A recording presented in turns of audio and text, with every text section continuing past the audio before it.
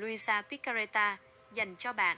In the spirituality of the Book of Heaven, recorded by the servant of God, Luisa Piccarreta, the image of the drop of water is a beautiful and profound metaphor for the tiny soul in relation to the supreme will, the divine will. Here is the description of that drop of water through the lens of living in the divine will. 1.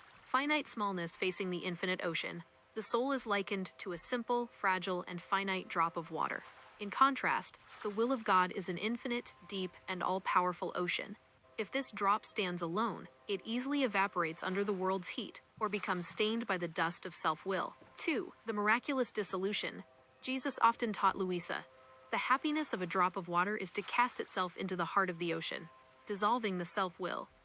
When the drop of the soul falls into the ocean of the divine will, it no longer clings to its own shape, boundaries, or selfishness.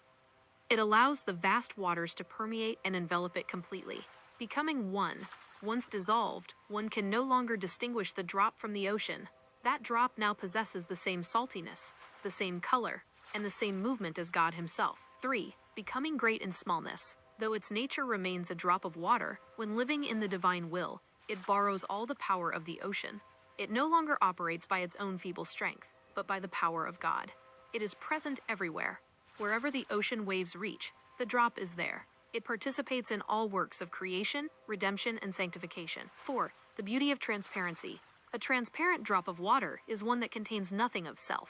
In the Book of Heaven, this transparency is absolute obedience and pure love. When the drop is perfectly clear, it fully reflects the Son of God, so that when God looks at that soul, he sees his own image smiling back at him.